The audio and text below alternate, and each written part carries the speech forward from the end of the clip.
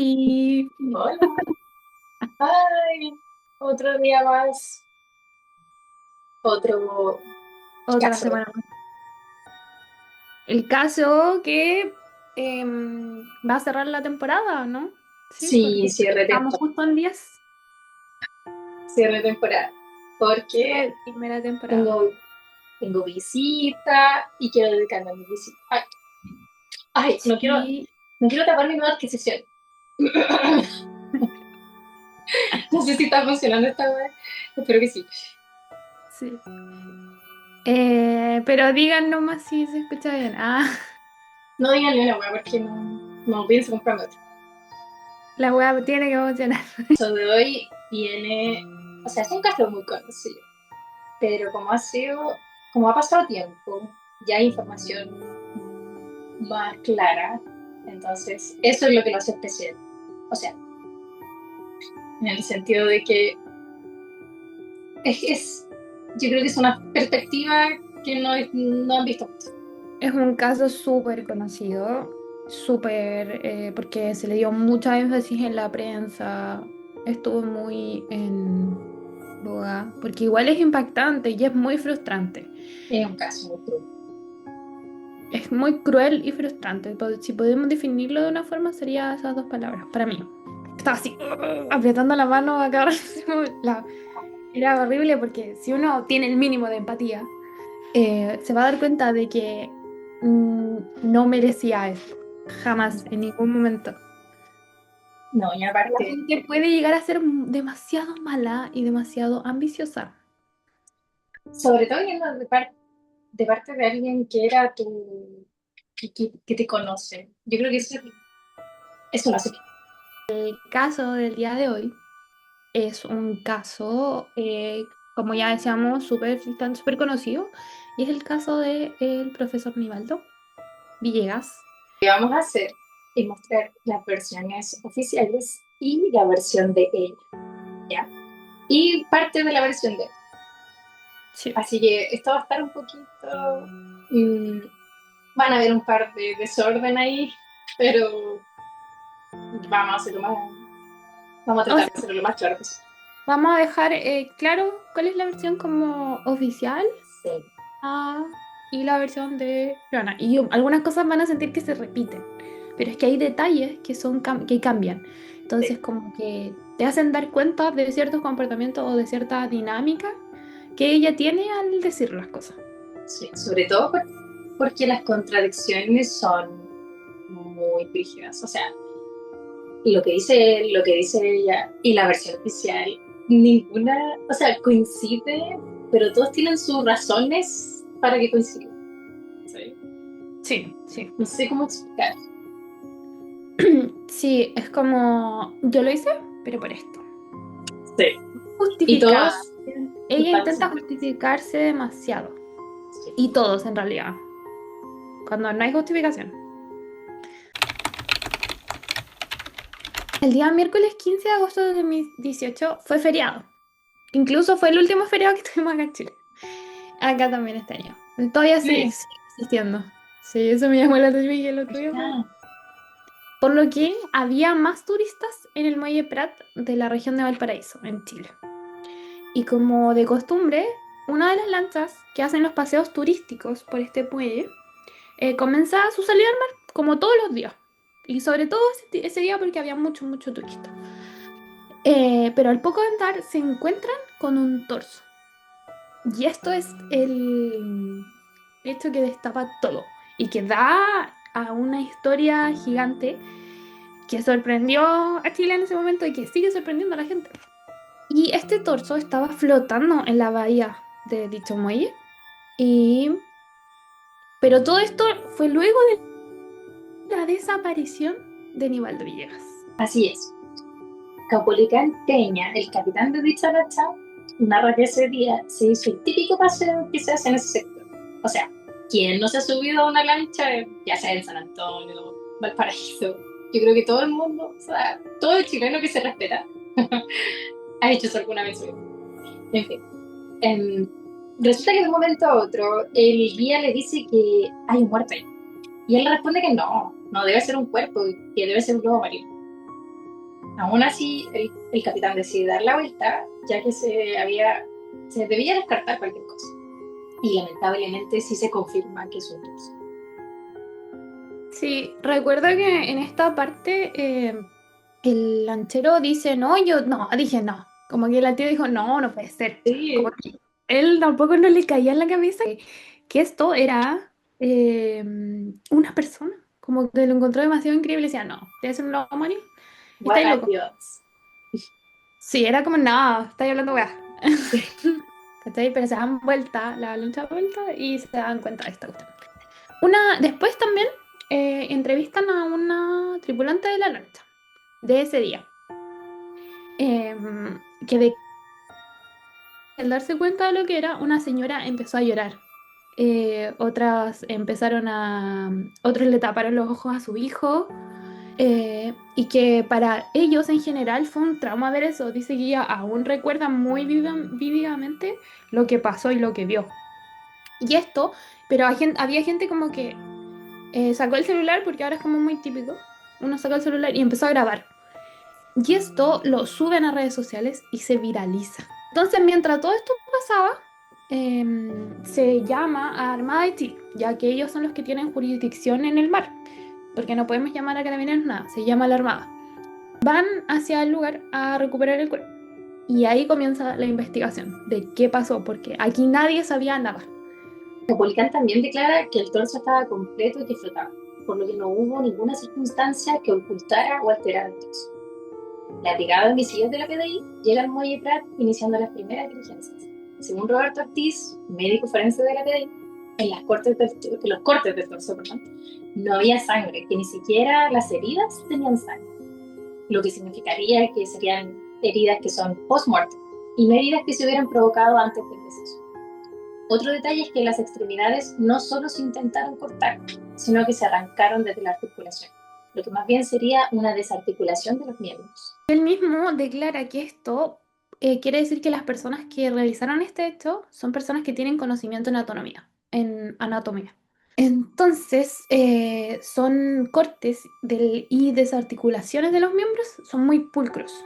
Entonces ellos se dieron cuenta al tiro de esto, porque obviamente ellos conocen qué onda, pues, ellos saben sobre este tema. Y por este mismo médico se dice que el lapso de tiempo que el torso estuvo en el agua no fue mucho. Recordemos que esto fue 5 días, o sea, no estuvo tanto, pero es que aquí hay un detalle que después vamos a ver.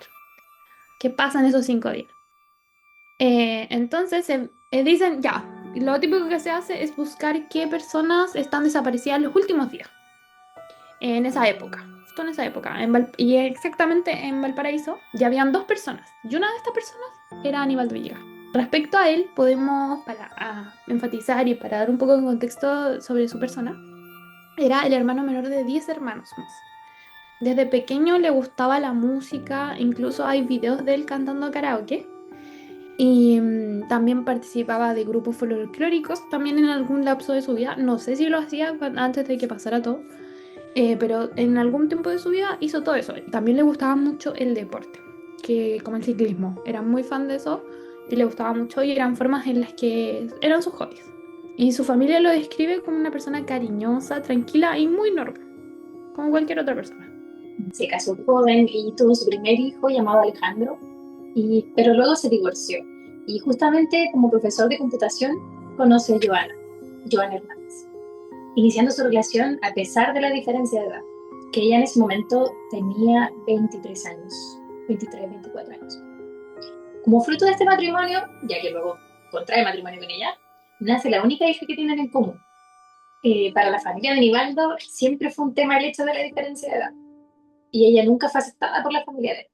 Sí, ellos narran mucho que, o sea, más que nada el hermano y el sobrino de Nivaldo narran como que nunca le cayó bien, Nunca ¿cachai? les terminó De de entrar. caer así. No por Eh, la diferencia de edad era un tema, porque igual era mucha diferencia de edad. ¿Qué edad tenía él? Como, pues él tendría como arriba de A ver, 30, claro, sí, había tenido cerca tenía como después. 15 años, 15, 14 años de diferencia, algo así creo. No sé exactamente qué diferencia tenían, pero eran más de 10 años. Entonces él estaba como pues, llegando a los 40 y ella estaba llegando a los 30, ¿se puede decir? No, era más, mucho más chica. Ya, pues. Sí. Y el tema es que hay una cosa que sentían que ella, algo había con ella, desde el principio.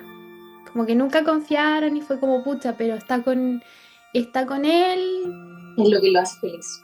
Sí, entonces uno tampoco se puede meter, ¿cachai? Si eso se entiende. Ya. Sí. Hay un tema importante sobre la casa familiar, que luego igual vamos a volver a este tema, pero para dar un poco de contexto a esto, Nivaldo quería construir una casa en la que vivieran todos. ¿Por qué? Porque Nivaldo tenía un hijo mayor del matrimonio anterior en el que había estado. Luego tuvo, pero ella y Joana también tenía, porque no la hemos nombrado, ¿verdad? Creo que no. No Ya. mucho. O sea, sí, yo dije el nombre, pero el nombre no.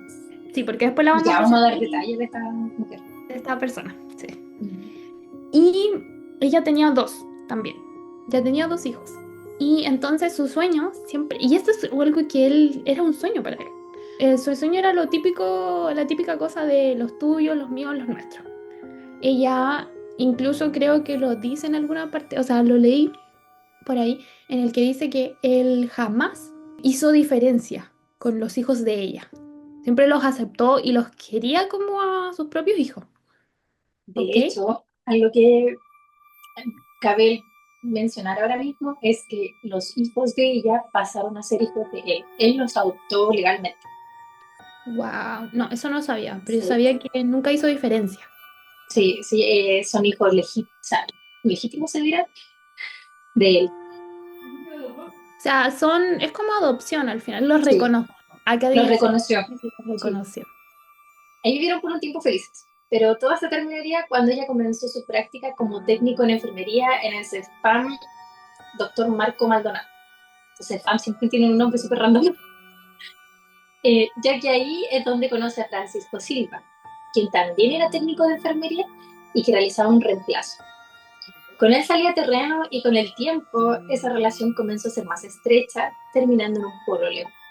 Esto hizo que se separara de Nivaldo y constataron el cese de convivencia de su matrimonio. Sí, esto fue el hecho que ya ellos se separaron. Y esto está constatado. Esto es verdad. ¿Ya? Y algo que me faltó ahí era que él, es por este sueño que él tenía de tener esta casa, compra un terreno y construye él mismo la casa. Sí, Onda, hay fotos de él como sí, construyendo la casa y todo así como parado así, como muy orgulloso de esa sí. cuestión. Y es como, oye, eso es como que, oh. Sí, sabes que cuando vi esa foto me acordé cuando mi papá estaba construyendo la casa ahí ahí donde vivimos nosotros. Ah, sí, Era po. igual, era la misma vibe, weón. Mi papá solo, o sea, no solo, pero con así como consiguiéndose con sus hermanos, ¿cachai? Muy bien self gestionado. Respecto a los familiares de Nivaldo, el hermano de Nivaldo, Edson Villegas, declaró que el día 10 de agosto el Nivaldo llega a su casa junto a su hija y le dice que se la puede cuidar un rato porque Nivaldo tenía que ir supuestamente a una convivencia en Quilpué, pero este no regresa. Entonces lo que se le hace muy extraño, porque él nunca hacía eso, él era muy responsable y sobre todo si se trataba de su hija, porque dice, no, él nunca faltaba a sus compromisos. Y por lo que Edson decide ir a la casa de Nivaldo.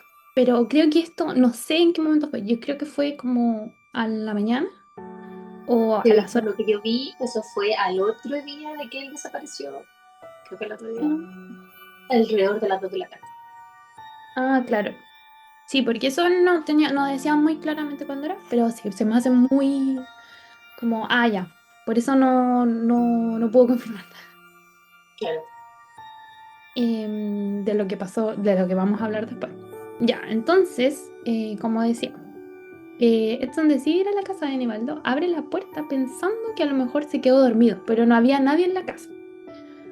Entonces, decide ir a Carabineros a presentar una denuncia de su desaparición, lo que en Chile se conoce como denuncia de presunta desgracia. La búsqueda de Nivaldo se extendió por un par de días y no había ninguna pista en concreto, pero aún así sus familiares buscaron intensa. Hay un video en el que se ve la esposa, perdón, es que es ex esposa, digamos, de palabra, porque ya no vivían juntos, estaban separados, pero Ujú. ella dice que sigue siendo su esposa legal, así que ella, Joana Hernández, eh, fue grabada por los familiares de Nivaldo a horas de la desaparición. Y ella está llorando y está afectada por la desaparición de él, pero la familia no le cree mucho y tiene sospechas de ella, por lo que comienzan a grabar las conversaciones telefónicas que tienen con él. Sí, hay varias conversaciones que tienen con ella en donde ella está Sí. como que De hecho, cabecita hay un llora. post, yo busqué Facebook de ellos, porque por ver si seguían activos. Y encontré el Facebook Claro. de ella. Y en el Facebook de ella hay, en la última publicación que hizo, pública, digamos, es el folleto de la desaparición de Engaldo, y ella así poniendo así como, si saben algo, por favor, avísenme a mí, yo soy su esposa legal, etcétera. Se ve así. Sí, creo que vi que decía es el papá de mis hijos. No Sí, habla también, de la niña, claro. como papá biológico. Se habla el papá de mis hijos. Luego, en el curso de la investigación se procede a la identificación del torso encontrado en el mar, por lo tanto se va a llamar al hijo mayor de Nivaldo para el ADN. Porque normalmente lo que se hace es como comparar ADN, sobre todo con hijos o con hermanos, y para establecer quién es. Leoyana concurre por sí sola a reconocer dicho torso. O sea, ella va. Y hay imágenes de ella saliendo del SML y todo. Y una cosa que les llama la atención a los detectives es que ella, al hablar de Nivaldo, se refiere a él en pasado, como si ya no Oh, existiera. no Cuando sabía esto eso. ni, si- sí, cuando esto ni siquiera estaba confirmado por nadie. O sea, ni siquiera se sabía si el torso pertenecía a él, porque también recordamos que había otra persona que había desaparecido. Entonces, los policías estaban como, ya, ¿y por qué habla de él como si hubiera muerto? ¿Por qué sabe eso? Ese es el peor error que puedes cometer. Hay una pericia clave para el caso, que es que analizan los celulares tanto de Francisco como de Joana, porque ya vamos a presentar a Francisco también. Ya lo presentamos, ya sabemos quién es, pero ya vamos a hablar un poco de él después Vamos y a qué darle. onda, ¿sí? Y una cosa que se encuentra ahí es que luego de esta misma pericia le dice Francisco a su hermano que simplemente fue a declarar como testigo y nada más. O sea que en todo momento él pensaba que no los iban a atrapar.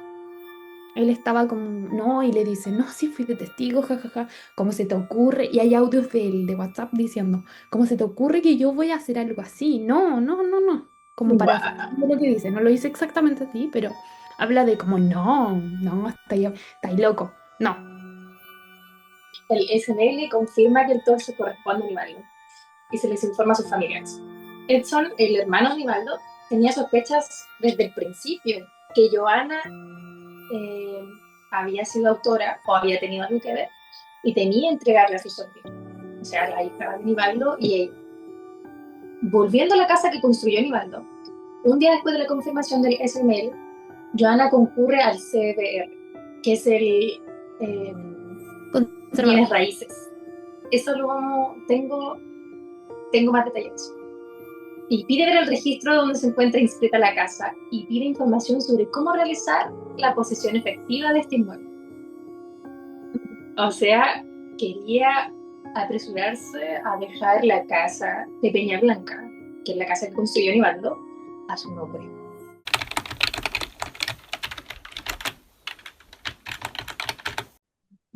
Bien, entonces, a partir de acá, lo que vamos a hacer es dar un poco de contexto de quién es Joana Hernández Vicuña.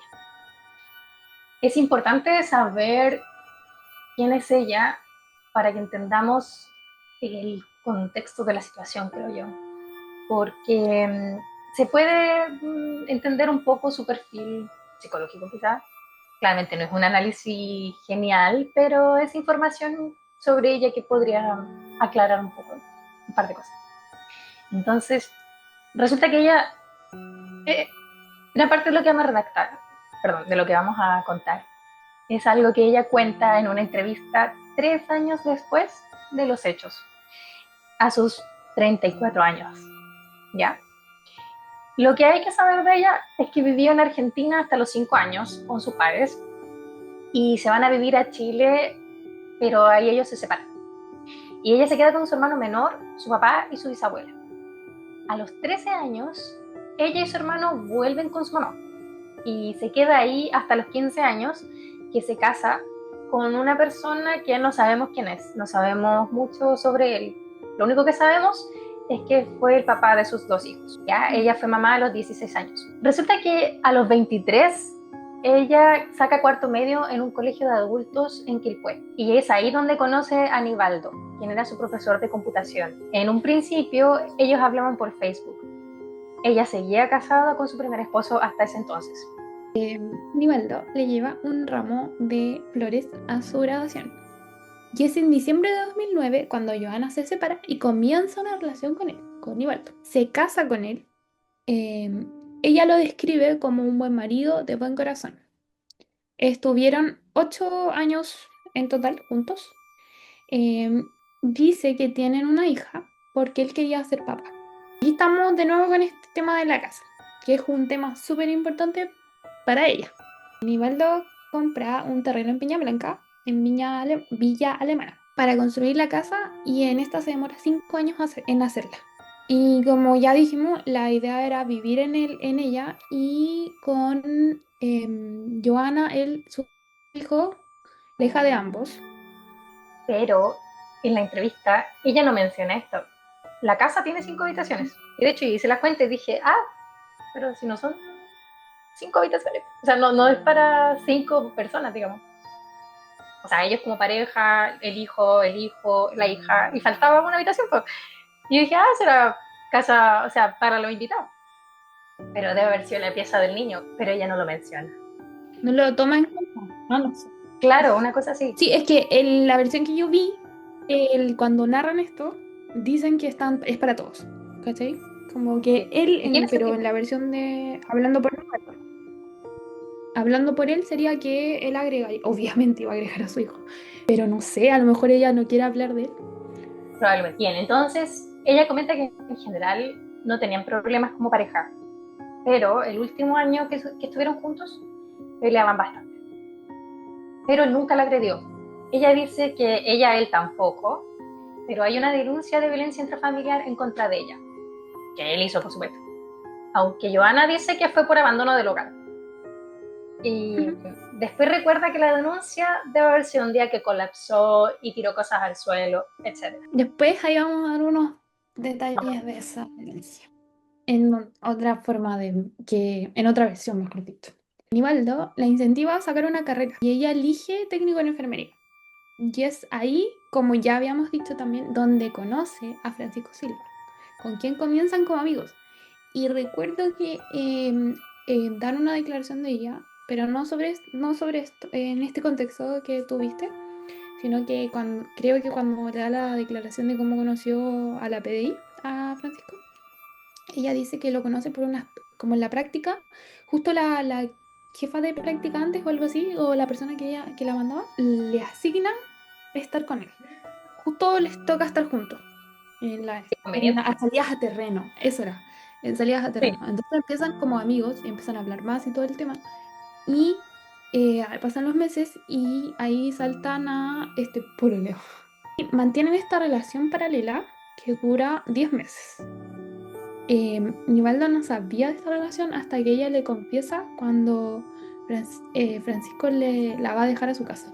Cuenta Johanna que su relación con Francisco era muy tóxica, que cuando se veían él le revisaba WhatsApp y donde él veía que seguía con Nivaldo y según ella la golpeaba también. En ese lapso de tiempo, ella también cuenta que cayó en depresión y Nivaldo la acompañaba al CEFAM para ir al psicólogo y también al psiquiatra. Tuvo un intento de suicidio y estuvo hospitalizada como 10 días. Resulta que se tomó unas pastillas y se cortó las muñecas en el baño de la casa de Peña Blanca. Este es un dato importante porque es desde aquí que ambos se toman para justificar el por qué querían asesinar a Aníbal. Cada uno con sus propias razones, pero este es como el momento clave. De los hechos de Francisco, él relata que Johanna le plantea la opción de organizar una cita con Nivaldo para su cumpleaños, para drogarlo y cortarle las muñecas, para hacerlo pasar por un suicidio. Esto hace guiño a lo que ya les conté, porque es como lo mismo que yo hice, podríamos hacerlo con él. Por otro lado, menciona que Johanna tenía rabietas ataques de pánico que él llama autodestructivos. Dice que producto de esto, ella se arrancaba. Y según su versión, después de estar hospitalizada por un intento de suicidio,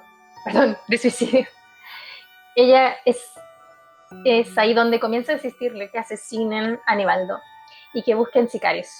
Y que ella insistía, pero algo clave es que él dice que él no le tomaba el peso.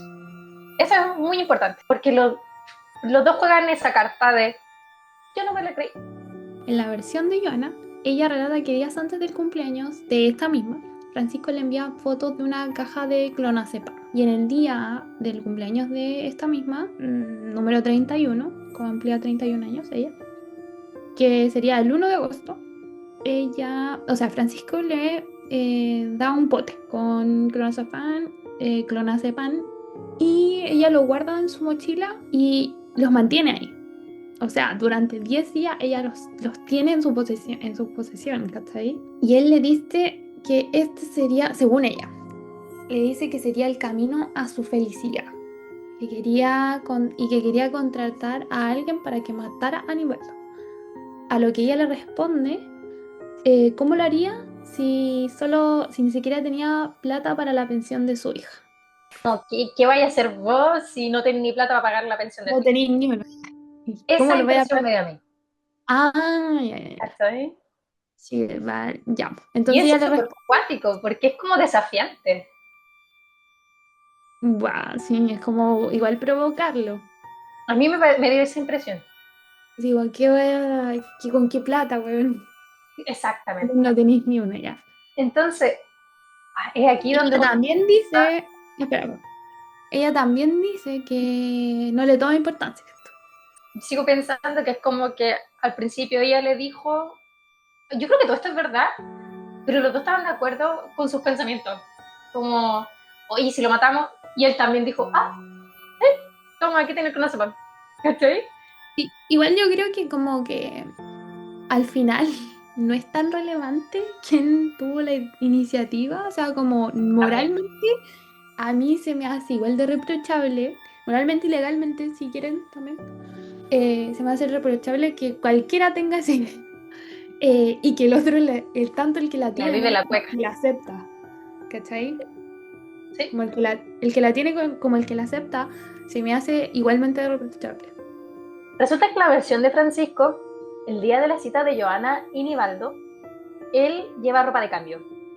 Y él cuenta que Joana llevaba un cuchillo recientemente afilado de su propiedad para facilitar los cortes en las muñecas.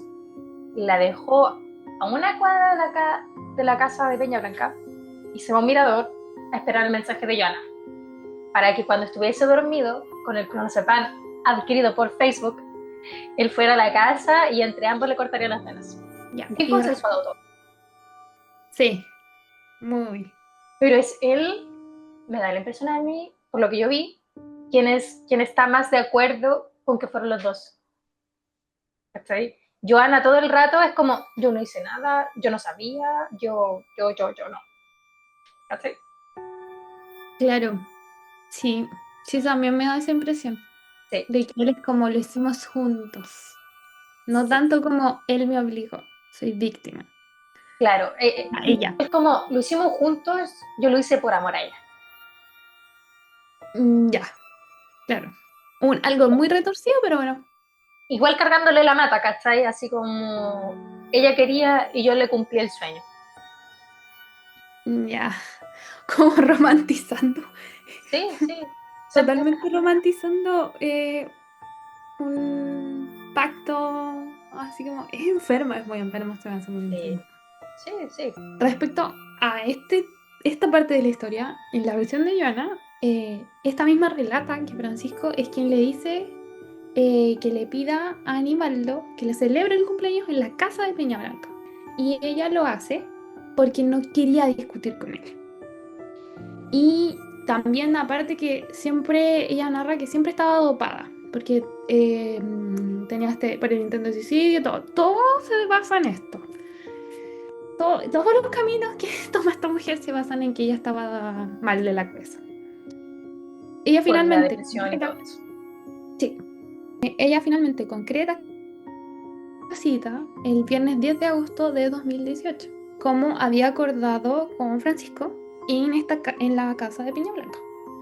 Ese día, Francisco la pasa a buscar a la casa de su mamá y le dice que ese día va a pasar con Nivaldo lo mismo que pasó con ella cuando intentó suicidarse. O sea, tomarse las pastillas e intentar cortarse las muñecas. Querían hacer parecer eso. Y ella dice que él lucía diferente. O sea, Francisco, que estaba desfigurado. Como que ¿Ya? está fuera de sí. Sí. Él la deja a una cuadra de la casa de Aníbaldo y se quedó ahí. Le dice a Joana que tiene 40 minutos para mandarle una foto de él durmiendo, o sea, de Aníbaldo. Porque si no, entraría a la casa y dejaría la caga.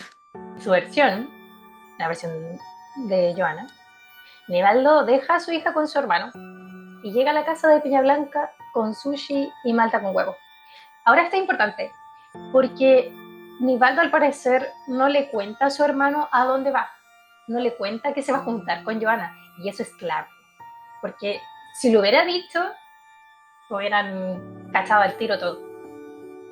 Resulta que ella relata que él subió con el sushi a la pieza del segundo piso para colocar una película. Mientras ella preparaba la malta con huevo, le puso el clonazepam. Resulta que ella lo relata diciendo que lo hace apresuradamente porque Francisco le había dado 40 minutos, o si no, él iba a entrar y iba a dejar la cagada. Lo que a ella la hizo sentir muy presionada, muy amenazada, y por eso lo hizo. Y que en ningún momento pidió ayuda por eso mismo, porque nunca pensó que iba a pasar hasta que él la amenazó con estos famosos 40 minutos. Resulta que, claro, ella sube, le da el trago y ya en 10 minutos no coordinaba sus movimientos. Se quedó dormido con un sushi en la boca y ella se lo quitó porque no quería que se ahogara. Le acomodó la cama porque se estaba quedando dormido así como cayéndose. Y lo último que le dijo, según ella, fue te amo. Y le mandó 2 fotos a Francisco de Aníbaldo durmiendo, insistiendo en que fue él quien se lo pidió. Cuando él llegó, le dijo que lavara todo lo que usó, jugueras, vasos, todas esas cosas. Francisco se cambia de ropa, recuerden que esto es según ella, y ella narra que mientras ella limpiaba, él iba al segundo piso con un cuchillo donde Aníbaldo estaba. Luego, en la versión de Francisco, él cuenta que justo este mismo lapso de tiempo, cuenta que alrededor de las 23 horas él recibe la foto por WhatsApp de Nivaldo durmiendo, ¿ok? Y le pregunta a Joana si es momento de ir a la casa y ella le responde que sí. Ella cuenta que limpió la pieza.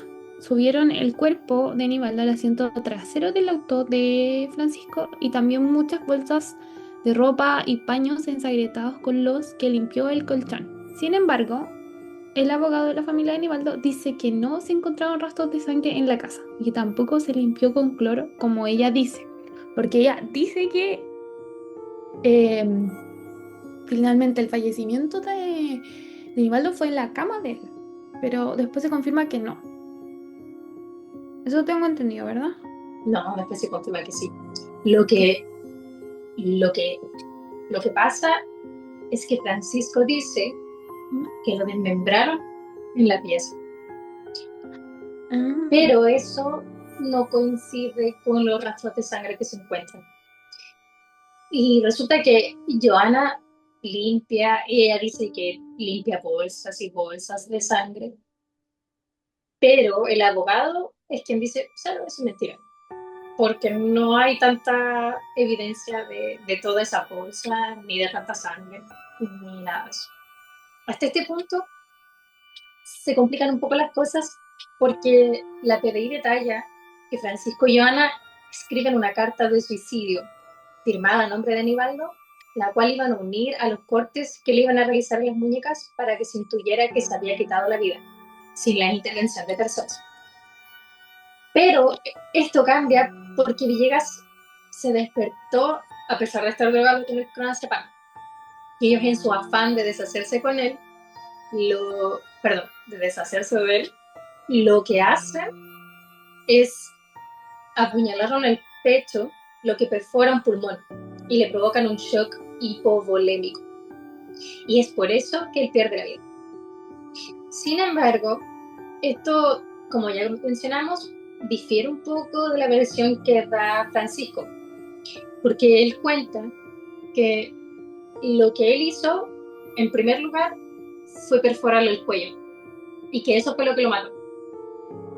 Pero, en otra declaración, creo que fue la primera declaración que hizo, él dice que descuartizó el cuerpo en la habitación en ese mismo momento. Pero la PDI después confirma que esto no fue así, sino que fue en las docks, en la playa en la que no estaba.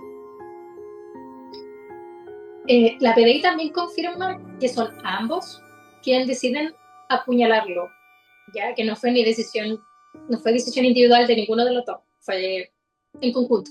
Eso es un poquito complicado, pero la versión oficial es que lo apuñalaron en la casa, lo asesinaron en la casa y todo pasó después. Joanna en ningún momento comenta esto. Ella solo dice que había mucha sangre y la limpió. Nada más, no da detalles. Pero a pesar de que le preguntan así directamente o... Es que ella relata, pero si te fijáis, lo relata siempre como ajena a la situación. Porque al principio es como, él subió, yo me quedé abajo. Yo subí y ella siempre dice así como, a él me decía, cállate limpia. No preguntías esto. ¿Cachai? Así como que ella hizo todo sin saber. Y le decía, limpia la pieza y que después, y eso, por eso no coincide, porque después, entre ambos, bajan a Aníbaldo hacia el auto. Ya. Ella dice que lo ayuda a bajarlo y que lo dejan en el asiento trasero. Luego de todo esto, a las 3 de la mañana se dirigen a un cajero automático. ¿Ya? Esto es una coartada. El contexto, esto es una coartada que tienen ellos. Y, o sea, que crean, mejor dicho. Francisco entra al cajero con la chaqueta de Aníbaldo, la cual, según ella, él se la lleva a la casa de la casa de Peñablanca porque le pareció bonita. Pero es por algo, entonces, porque voy a dar contexto a esto. Introduce la tarjeta de Aníbaldo con la clave que Johanna le facilita y saca 35.000 pesos. Luego van a un servicentro a comprar cigarros y bebidas. Y de esto hay también imágenes. Hay imágenes tanto del cajero ¿Verdad? como del servicentro que sitúan a Francisco y a Johanna en ese lugar. Pero más que nada Francisco. Y lo que me acuerdo que de primera, al principio, no se sabía, se creyó y funcionó la coartada por un tiempo. Que se creía que probablemente era Aníbaldo el que estaba ahí, pero empezaron a darse cuenta cómo caminaba. Y no caminaba igual a Aníbaldo. Uno de los casos. Otra cosa que también me acuerdo que decían era que usaba vestimenta que Aníbaldo no usaría. Usaba pitillos y sus zapatos eran muy grandes. Normalmente, normalmente Nivaldo usaba jeans también, pero eran más anchos, eran rectos. Regular fit. Sí, mira, usaba pantalones rectos, entonces, porque era de ese estilo de ropa. Y sus zapatos no eran muy grandes porque él no tenía los pies muy grandes. Y Francisco sí, los zapatos eran se veían en la imagen y se veían grandes. Entonces, eso la PDI dice, me parece raro, porque empezaron a Para analizar. pensar, señores. Y la cosa es que mandan a periciar, o no, mejor mandan a pedir las imágenes de los cajeros automáticos, del cajero de la parte de adelante, de la parte frontal del cajero. Y eso lo hace otra empresa externa a Banco Estado, que creo que era era el banco en el que se realizó esta transferencia, o sea, este giro. Y ven, porque él tenía hasta acá, y ven la parte del frente de esto y aquí se les cae todo. Y ahí, pero esto funciona al principio. La PDI cree que es Nivaldo, pero luego empiezan a darse cuenta de ciertos detalles que dan cuenta de que no. Y después de este hecho de que ellos fueran a Servicentro, sí, diría que eso, se dirigen a la casa de la mamá de Francisco. ¿Ok? Joana dice que ahí Francisco le pasa bolsas de basura y una cinta naranja. Y se suben al auto otra vez para ir a las docas. Las docas en una playa de Valparaíso. Que según lo que averigüé, es una playa como entre unos acantilados. Entonces, entre unas quebradas. Igual no es muy fácil de fácil acceso. Y es solo. Y sobre todo era de madrugada, entonces algo andaba haciendo. Francisco se amarra al cinturón del pantalón la cinta naranja y del otro extremo lo amarró al auto. Luego ambos bajaron a Nivaldo del auto y así amarrado bajó por la quebrada de dicha playa, diciéndole a Yona que si le preguntaban algo, dijera que se le había caído la rueda de repuesto.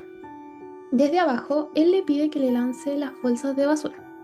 Y ella relata que luego él subió con las bolsas y las metió al maletero del auto, para luego bajar a la playa. O sea, ella nunca, en ningún momento, se refiere a qué cosas hay, qué es lo que está en esa Ya se bolsa. la desentendía. Sí.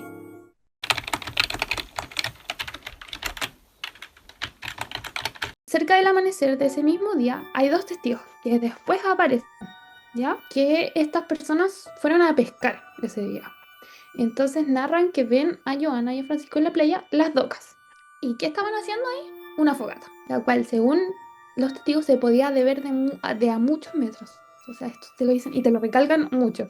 Se veía mucho y era muy grande. Y ellos estaban en el acantilado arriba al principio. Llegaron ahí y vieron la fogata. Eran dos personas a las que ven junto a la fogata. ¿Quién era? Francisco y Joana. Y porque ya bajan y todo, y hablan con ellos y les preguntan que si la pesca era buena en esa playa. Y Francisco responde que no, que era otro lugar y que les indica dónde, y les indica más o menos dónde podrían ir a pescar. Y que estaban entre otros dos acantilados que había. Y estos testigos después de todo esto, después de cuando empieza a pasar de que empiezan a acusarlos a que probablemente habían sido ellos en los medios de comunicación, se dan cuenta y los reconocen. Porque igual estuvieron un par de minutos con ellos. Entonces los reconocen y dicen, creo que ellos narran como, oye, tenemos que hacer algo, esto está raro, y creo que ellos mismos van hacia la PDI o a policía, no sé, y narran esta situación. Según esos mismos testigos, Francisco estaba empeñado en tirarle más cosas a la fogata y que creciera más. El olor y el humo era muy espeso y negro. PDI encuentra, una vez que los testigos narran su versión de los hechos, esta última, la PDI, restos óseos, un manojo de llaves y el marco de los lentes que corresponden a Nivaldo. Los encuentran en la fogata. Porque, como ya habíamos dicho, ellos se toman fotos sin saber. Esto que quede claro, los testigos no tenían idea de lo que estaba en esa fogata, no se dieron cuenta, vieron el cuchillo, porque el cuchillo es como imposible de quemar, necesita demasiados grados de calor como para quemar un metal. Supongo, eso es como algo lógico, diríamos, ¿no? Claro. Eh, Algo de conocimiento común. Ellos no se dan cuenta, pero se toman fotos Sí. con la fogata y después, como se dan cuenta de que lo que estaba pasando, después de que le narran a la PDI esto, la PDI va a la playa, revisa y se da cuenta de todo esto que había en la fogata.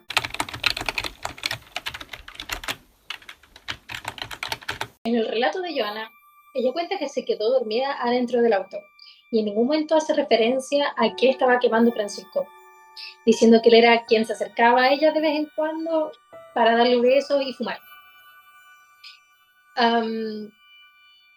Esto tratando de desmentir un poco lo que decían los testigos, ¿cierto? Que es como, no, yo no estaba en la fogata, yo estaba en el auto y a ratos miraba y a ratos me quedaba dormida. Ella le pregunta a él qué es lo que está quemando. Y él le dice que fue ropa de ellos y ropa de Nivaldo. Ella insiste en que no sabía que en las bolsas habían partes del cuerpo de Nivaldo. Ella después, o sea, ella lo dice, después se entera, pero según que en ese momento no lo sabe. Y cuando se van, Francisco tira desde el auto hacia la quebrada una bolsa que estaba en el maletero, pero ella insiste que no sabe lo que tenía. A la mañana siguiente deja a Johanna en casa de su mamá. Luego de que se fueron, los testigos se acercaron a dicha fogata y se percataron de que había un cuchillo grande. Y se preguntaron, ¿por qué tomarían un cuchillo? Lo que les hizo tomar fotografías de la fogata, y en una de estas se ve el cuchillo. Respecto a esto de que ella no... Es que ella estuvo en un momento, o sea, ellos, los testigos dicen, sí, ella estaba en el auto fumando. Fumaba mucho, mucho, mucho, mucho. Pero ella también se acercó en algún momento hacia la fogata y tenían comportamientos, según los testigos, dijo, son una pareja. Desde afuera tú lo ves y están peleando. ¿Cachai? Pero ella sí estaba en el auto y los testigos narran que sí estaba en el auto y que estaba distante, como que no hablaba mucho con ellos. Y igual era como que estaba sola y como que estaba así, como muy reservada. Pero sí se acercó en algún momento a la fogata y miraban a la fogata y se abrazaban y se besaban y todo. O sea, tampoco es como que ella estuviera así muy apartada ni nada. Lo estuvo, pero sí era, se movía. La PDI hace una pericia de geolocalización de esa noche. Respecto a los celulares, con los celulares. Hacen esta jugada de triangularlo según las antenas y se puede ubicar un teléfono en cierto tiempo de dónde estuvo. Porque como los teléfonos tienen GPS, se puede. Entonces, eso hace la PDI y localizan tanto a Francisco como a Joana en los mismos lugares y en Laguna Verde, que es el sector donde está la playa Las Docas, en Valparaíso. Eso está confirmadísimo. Ellos estuvieron ahí. Como ya hemos mencionado, las confesiones de ambos se contradicen y ambos declaran que la idea de terminar con la vida de Nivaldo proviene respectivamente de Loti. Pero ambos confiesan que son los autores del crimen. Mientras se busca a Nivaldo, en el transcurso de esos días, me parece que son alrededor de 10 días, Johanna relata que ella fingía estar preocupada porque Francisco se lo había pedido. Tenía videos de ella pidiendo que se buscara a Nivaldo, lloraba por él y en los videos decía que aún eran pareja. Según ella, era Francisco quien le insistía a hacer todas estas cosas. Aparte, en ese mismo lapso de tiempo, ella va al conservador de bienes raíces para ver cómo quedarse con la casa.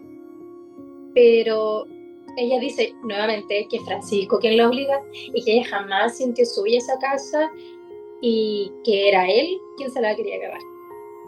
Por otro lado, algo que destacan harto en entrevistas es que ella se preocupa más por la casa, por otras cosas, que por su propia hija, que nunca la menciona. En ningún momento menciona alguna especie de culpa, de sentimiento de culpa. Días después de todos estos hechos, ellos vuelven a la quebrada. Y esto me acuerdo que fue porque estaban buscando a Aníbal, la familia. La familia no lo dejó de buscar en todos los días que no se había confirmado que dónde estaba. Lo buscaron intensamente. Y como se dan cuenta de esto, van de nuevo a la quebrada. Porque a Francisco le preocupaba también esto de que le encontraran el cuerpo. Entonces El repiten. Sí. Entonces repiten el mismo procedimiento con bolsas de basura, la cinta naranja y pero esta vez van con un serrucho. Alrededor de las 12 de la noche, él se amarró para bajar a la quebrada y ya solo escuchaba cómo Francisco serruchaba. Él sube con las bolsas y ella nuevamente insiste que no sabe qué hay en ella. En ese momento deciden ir a la playa al lado de la caleta del Membrillo y él lanzó las 3 bolsas al mar. Ella dice que las bolsas tenían un peso amarrado a estas mismas. Y después se sabe que estas bolsas eran el torso y las piernas del mal. Ahora esto es complicado porque esto es lo que dice Joan, pero la PDI después declara que los cortes no se habían hecho ni con cuchillo ni con serrucho, que habían sido con una motosierra. Eso es muy extraño. Esas son incoherencias con lo que encontraron en, digamos, en el cuerpo de Nivaldo y en la escena del crimen, por decirlo así. Porque acuérdense que él dijo que lo había desmembrado en la casa y después dice que había sido en la playa. pero nunca mencionan una sierra. Francisco le había dicho a Joana que formateara el teléfono, pero ella no lo hizo. Y es por esto que tienen evidencia de la conversación entre ellos dos. Las fotografías borradas del celular de Joana que confirman la conversación que tuvieron donde le envía estas fotos de Nivaldo, inconsciente, ¿cierto? Y en otra foto también, bueno, la foto del cuerpo completo, las dos fotos que se mencionan. Además, hay una prueba de que Francisco le facilita las pastillas, ya que en esta se muestra una foto de la caja de pastillas de clonazepam, que fue lo que ella relató. Y así todo coincide. Todo esto sí coincide con el relato. Las fotos que se encontraron y las conversaciones. A Francisco lo detienen el 21 de agosto de 2018. O sea, 10 días después de encontrar el torso de Nivaldo. Bueno, luego del arresto de Francisco y luego de intervenir los teléfonos, arrestan a los dos. Y es ahí empiezan a hacer una investigación. Y ya tienen a los dos culpables.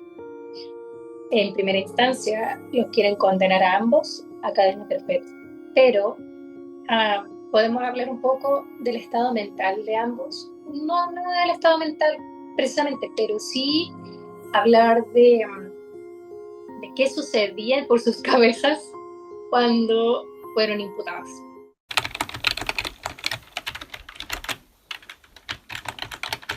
Silva decía ser inimputable por enfermedad psiquiátrica, que esto es una eximente de responsabilidad penal y que mucha gente lo utiliza, sobre todo en casos como muy conocidos, muy mediáticos, pero casi nunca sale porque tú tenés que probarlo muy bien y tiene que ser muy real como para que pase. Y esto en este caso no. Entonces se hace un peritaje psiquiátrico a Silva, Francisco, y confirma que era plenamente imputable. O sea, entiende lo que hace. Perfectamente. Ya. Otra cosa a destacar de esto es que se menciona bastante que Joana tiene rasgos borderline. No logré llegar a una conclusión, o sea, a algo oficial que dijera que sí lo tiene, pero sí se cuenta que ella tiene rasgos borderline, lo cual explicaría su impulsividad y, bueno, más que nada la impulsividad, porque conocemos que el borderline funciona así. Mayormente que la gente tiende a reaccionar de una manera muy, no quiero decir exagerada, pero muy fuerte a ciertas cosas. Extrema, digamos, algo así. Extremo. Es que yo tengo entendido como que se van de una emoción a la otra muy rápido. Sí, y muy sin poder medirla, sin poder controlarla. Eso explicaría también lo que decía Francisco al principio, de que ella tenía esta conducta escapista y muy autodestructiva. Y claro. Eso sí. Entonces, hablando de la conducta borderline que tenía, digo horrible, perdón, la conducta extrema que tenía Joana, Nivaldo, 6 meses antes, creo que esto fue en marzo, febrero del año 2018, Nivaldo presenta una denuncia por VIF en contra de Joana. Y en esta se da hincapié de que ella lo acosaba y que lo presionaba para vender la casa. Porque esto es un objetivo que ella tiene durante todo este tiempo. Para así dividir y que así dividieran el dinero. Y lamentablemente esta denuncia no da lugar porque la jueza decide no darle curso a la misma y se sabe que este hecho no se lo cuenta a su familia, no se lo cuenta a nadie. Era algo de, yo creo que él se sentía como avergonzado de... No avergonzado en el sentido de, oh, una mujer está cometiendo denuncias, no lo creo, no creo que haya sido eso, sino que yo creo más en el sentido de, porque él tampoco le cuenta que se va a juntar con ella, entonces como que... El hecho de sentir que su relación está fracasando, creo yo. Yo creo que es eso, más que nada. Porque aparte es terrible cuando la familia te advierte de alguna manera, no te metas con esa persona, no te quedes con esa persona, etc. Y tener que al final darles la razón. Sí, yo creo que eso, más que nada, más que de haber recibido beef era el hecho de sentir que fracasó y que todo el mundo tenía razón. Muchas parejas tienden a ocultar ese tipo de problemas por lo mismo, porque se lo advirtieron en algún momento y resultó ser verdad. Igual es súper triste. Sí, y lamentablemente este hecho no dio resultado, el hecho de la denuncia. Y 2 semanas después del día del asesinato, el juzgado de familia de Villa Alemana decide archivar la causa. Simplemente como no lo tomaron en cuenta, no lo escucharon.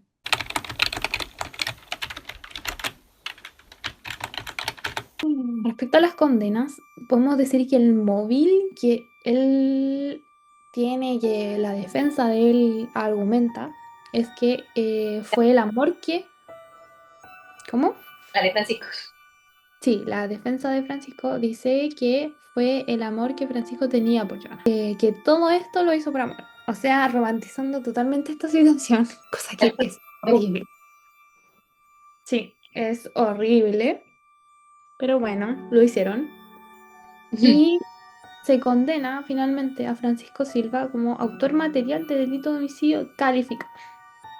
Respecto a Joana, la condena fue presidio perpetuo calificado por parricidio.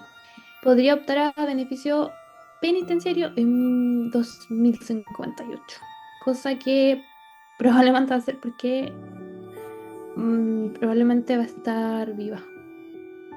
Sí, pero va a tener como 70 años. Sí. Finalmente, Joana dice que se arrepiente de todo lo que ha pasado, que tenía miedo de Francisco y dice que era él o ella. Lo cual sigue haciendo énfasis en eso, ¿cierto? Diciendo que es como que se sintió amenazada por él, que lo hizo por él, porque él le insistió, porque él la amenazó, porque él se lo pidió. Yo no le creo. En fin. También le agradece a la familia de Animaldo por cuidar de su hija, la cual sigue sin mencionar en ningún momento. O sea, a través de todo su testimonio, jamás expresó preocupación por ella o culpa por ella, ni por su propio hijo, ni siquiera por el hijo de Aníbal. Bueno, en este caso, en esta entrevista, les pide perdón. ¿De qué sirve? De nada. En fin. Dice, además, ella lleva un cuaderno que ella trae, que mantiene desde la cárcel, y le escribe cartas a su hija y a Aníbaldo todos los días. Incluso lee el extracto de una carta, lo cual no quise colocar porque era demasiado. Era demasiado. Esto a mí me hace pensar igual en su rasgo borderline, porque el hecho de que literalmente le escribe todos los días una carta, mm, se me hace raro. Aunque igual siento que es para hacer show a la tele, como para mostrar su arrepentimiento. Claro.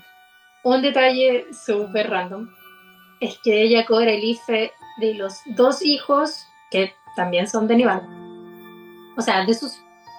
Yo entendí que eran los IFE de su hijo y también los hijos de él. Eso es porque según ella, ellos están en la ficha de protección social de él. Pero, y que tampoco se ha contactado con ellos para darle la plata porque probablemente ellos no quieren saber de ella. Igual ¿cómo se llama esto? Los IFE son unos bonos que dieron en pandemia y Eso a todo. mí me va a decir. Contexto. ¿Cómo fue la... Sí. Son unos bonos que daba el gobierno por pandemia. Sí. Yo creo que esto de que, agradezco a la familia, yo creo que se lo preguntaron. De ahí hablo. A lo mejor no Sí, lo dice porque nunca ponen las preguntas que les hacen ni nada, pero porque se edita esa parte cuando se Edita, hacen. sí. Entonces yo creo, esto es mi opinión, yo creo que le preguntaron y ella sacó el tema. Ahí. Igual es brígido eso porque yo igual me pregunto cómo habrá manipulado la entrevista. No, Mm, no digo que para perjudicarla a ella, porque ella ya de por sí está perjudicada totalmente si cometió el crimen. Pero sí. por hacer ruido en la tele, los medios igual son bien rígidos, como que manipulan actos. Finalmente, hablando de los homenajes, bueno, después de los hechos, mientras la justicia intentaba resolver el caso, los alumnos del Ibaldo le rindan homenaje. Y una de las salas donde él hacía clases lleva su nombre. Sí, esto se nota que le afectó a mucha gente. Sí, Eso hay un alumno que hace un dibujo respecto al torso. Y de cierta forma él dice y lo dice como mucha frustración, así se nota. Y se nota que le afectó a sus alumnos mucho. sí, Eh, Porque quiere reivindicar esa imagen. Lo que quedó, porque se hizo, por decirlo así, conocido, Nivaldo, para todos los demás, que él quería cambiar eso. Y hace un dibujo en el que retrata esta parte y trata de hacerlo de una forma de rindiéndole homenaje y tratando de reivindicar y de cambiar ese relato y hacerlo más que eso, no tratar de reducirlo a eso, a esto, claro, porque era una persona que existía y que le importaba a muchísimas personas. sí. Tal y como comentábamos delante, el post, el Facebook, yo igual vi fotos más antiguas y siempre tenía muchos comentarios de gente así como, oh, qué bueno saber de ti, o qué bueno que te casaste, etcétera, etcétera, etcétera. Es como muy de profe eso, ser, o sea, de un buen profe, ser querido en general, suele pasar mucho. Sí, porque al final eres parte de la formación de una persona, entonces eres parte importante. Y se notaba, y él hacía su pega bien, tanto Sí. así que sus alumnos todavía lo recuerdan. Pero Y bueno, bueno, este es el caso de profe Aníbaldo. Eh, por lo menos no van a salir de la cárcel. Francisco ni Joana, lamentable que tengan beneficios, pero bueno, es que yo creo que el beneficio se da, o sea, se establece porque todo el mundo va a la cárcel por distintas razones, ¿cachai? sí. Y otra cosa es que se lo den, y cosa que creo que no va a pasar. ¿Quién sabe? Po? No se sabe, porque la opinión pública no tiene mucho que ver cuando se trata de su comportamiento dentro de la cárcel. Si ella puede decir que se porta bien, que es colaboradora, generalmente es por esas razones que la gente tiene beneficio en la cárcel. Sí, pero yo creo que sí vale la pena en la calle. Algo, o sea, No, no, incluso cuando ya sea mayor y ya tenga 70 años y pueda optar a esto, yo creo que la van a ver si alguna vez le dan como alguna cosa, o no sé, una salida o lo que sea. Eh, no creo que termine muy bien, la verdad. oye, y recordemos que comparte celda con la María del Pilar Pérez. Y el módulo que tenía. No sé si Zelda exactamente, pero era módulo, el lugar. Así, sí, módulo. Así Sí, que para que se sepa. y con la mamá de los hermanos rojos. Que si no lo han visto, véanlo, porque nos quedó bueno. Y Sí, el de la hermanos rojos, sí, podríamos verlo. sí, Podríamos sí. ser inicio de segunda temporada. Podría ser, no lo sabemos. Ah, Ya. bueno, eso, como siempre, siempre, Sí. esto se hace con todo el respeto hacia la familia, hacia los afectados, hacia los alumnos también en este caso. Intentamos divulgar y llevar así como explicar, mejor dicho, estos temas y todo, y darse cuenta de que esto puede pasarle a cualquiera. Sí. Y se hace con mucho respeto a quien se sienta afectado por esto. Es un caso que a mí personalmente me frustró mucho y tampoco la pasé muy bien haciendo esto, pero siento que era necesario. Sí, de hecho estamos muertas, ¿sí? Que es exhausto, ¿sabes? Con Sí, todo, porque como que muy... la carga mental la que te deja eh, es brígida. No, y aparte, a mí, ¿sabes lo que me pasa? El hecho de que nunca vamos a ver la verdad como tal, Mm. porque entre ellos dos jamás van a admitir lo que hicieron o no, o por qué lo hicieron. O sea, bueno, una vez vi no sé dónde vi en un podcast que decía, nunca le preguntéis por qué, porque nunca le tendrá una respuesta. No. Y los Y psicópatas además que la justicia no busca el porqué, la justicia busca que tú caigas en el hecho, o sea, que caigas en el supuesto de hecho que está establecido en la ley y que se vaya y la verdad absoluta jamás se sabe. Sí, es verdad eso. Algo filosófico, no de justicia. Eso hay que entenderlo. Sí. Sí, lo habíamos conversado. Cuando Sí. la víctima fallece, no hay cómo saber la verdad. Nunca se sabe.